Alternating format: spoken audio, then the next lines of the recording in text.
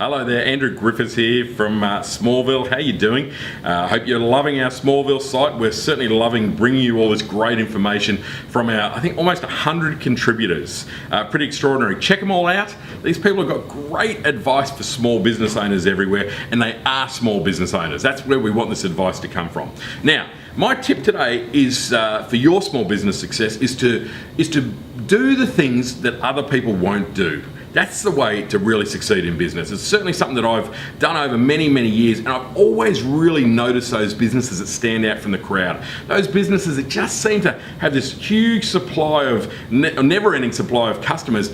If I boil it down to one thing, 9 times out of 10, it's they do the stuff that other people won't do. And I've seen it around the world, and I've seen it in every industry, from a hotel through to a restaurant, through to a bookstore, whatever the case may be. Even tradies, people like that. It's those who will do what others won't do that are always the most successful.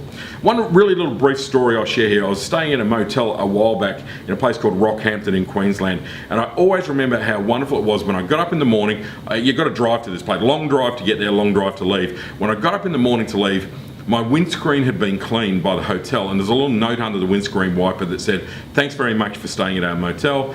We've taken the liberty of cleaning your windscreen so that the road ahead is clear and safe."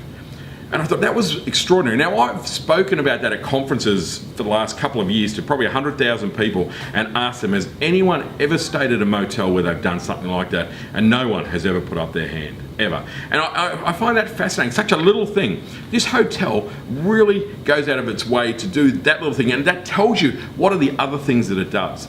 Now, interestingly enough, there's a lot of motels in Rockhampton. Which one do you think is always full? Which one has a full car park? Which one has a no vacancy sign? It's always the one that does the little thing.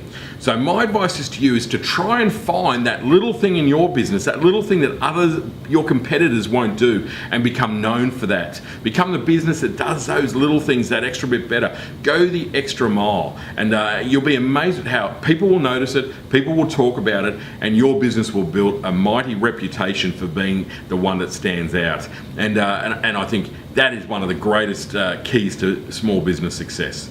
All right, I hope you enjoyed that. I look forward to bringing you many more little tips like this over the next few years. Thanks a lot. Andrew Griffiths, over and out.